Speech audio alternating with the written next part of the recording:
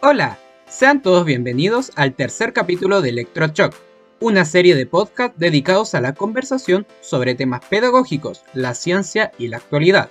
Somos estudiantes de Pedagogía en Educación Media en Matemáticas y Física de la Universidad de Chile, y en este nuevo capítulo responderemos la pregunta: ¿cuál es el rol de los condensadores en los circuitos eléctricos? Mi nombre es Rodrigo Grau y junto a mi compañero Alejandro Rodríguez conversaremos sobre el tema planteado. Buenas, Rodrigo.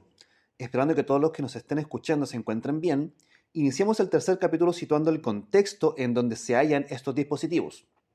Entonces, partamos por recordar a nuestros oyentes lo que son los circuitos eléctricos. ¿Qué entiendes tú por este concepto, Rodrigo? Según el libro Circuitos eléctricos, una introducción de Smith y Alley, los circuitos comprenden una disposición de elementos para la conversión, transmisión y almacenamiento de energía. Dicha energía entra al circuito por una o más fuentes y sale vía uno o más sumideros. Ahora recuerdo que mi hermano leyó ese libro para su curso de electricidad en la universidad.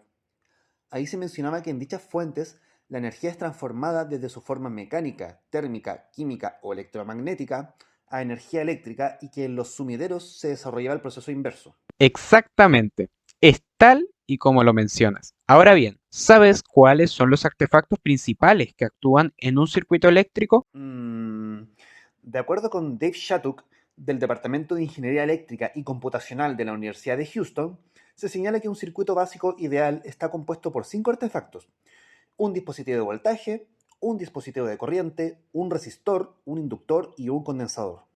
En efecto, nosotros hemos estudiado más detalladamente todos los elementos que mencionaste, a excepción del condensador. De seguro que nuestros oyentes también desean conocer su funcionamiento.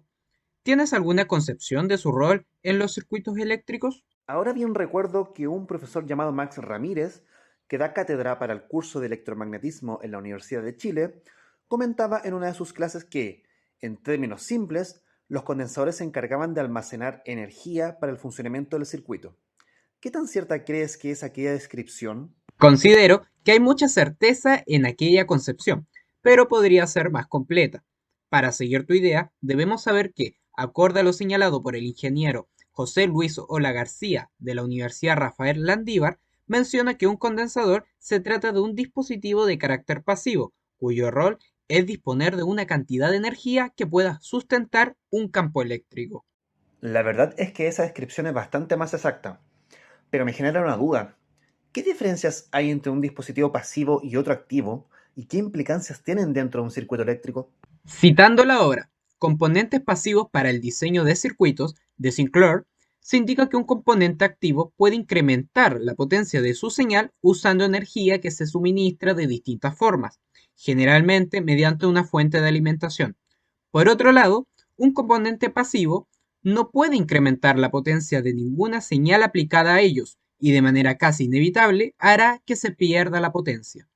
Ah, entonces bajo aquella definición, podríamos decir que además de los condensadores, los resistores e inductores también resultan ser componentes pasivos, ¿cierto? Así tal cual. Entonces, retomando el estudio de los condensadores, podríamos caracterizar estos aparatos en función de su diseño. El profesor Max Ramírez lo detalló en su clase. No precisamente, por lo que para complementar la clase leí el libro de Jesús Fraile Mora denominado Circuitos Eléctricos. Allí se detalla que la forma más simple de condensador está formada por dos placas metálicas paralelas de cierta sección, denominadas armaduras, las cuales están separadas por una estancia en donde existe un dieléctrico o aislante de permitividad. Entiendo.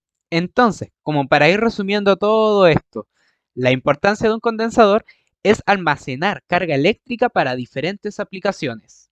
Exacto. El uso más común es el almacenamiento de energía y por lo mismo se utiliza en una amplia gama de industrias y a su vez ha tenido un rol importante en la vida cotidiana. Según un artículo encontrado en Electrónica Online, están, por ejemplo, los condensadores de desacoplamiento, o más conocidos como bypass. Ah, sí lo he escuchado antes.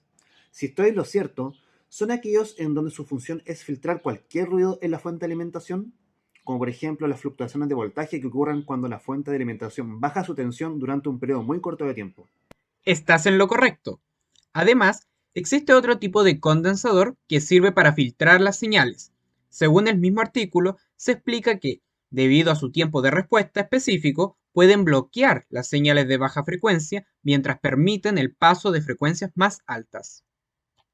Honestamente, no tenía conocimiento de ese tipo de condensadores ni de su particular función.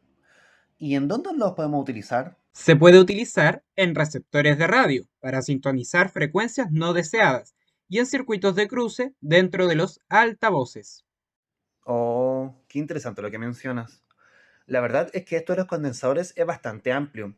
Por ejemplo, sé que existen otro tipo de condensadores que se caracterizan por actuar como sensores. Ah, ¿serán aquellos que se utilizan para la identificación de objetos? Así es, se puede medir, por ejemplo, la humedad del aire, los niveles de combustible o la tensión mecánica. Otra aplicación a destacar es su uso en el diseño de pantallas táctiles, como la de los celulares u otros dispositivos inteligentes, cuyos sensores perciben una diferencia de potencial entre las membranas de los dedos eléctricamente polarizados. Para todo lo ejemplificado, se utilizan dos aspectos de un condensador en aplicaciones de detección. ¿Recuerdas cuáles son? Si no me equivoco, son la distancia de las placas paralelas y el material que hay entre ellas. Exacto. La distancia entre las placas sirve para la detección de los cambios mecánicos como la aceleración o presión. Es impresionante todas las funciones que un condensador puede tener y es increíble ver su desarrollo y evolución en el tiempo. Concluyendo las ideas, un último ejemplo.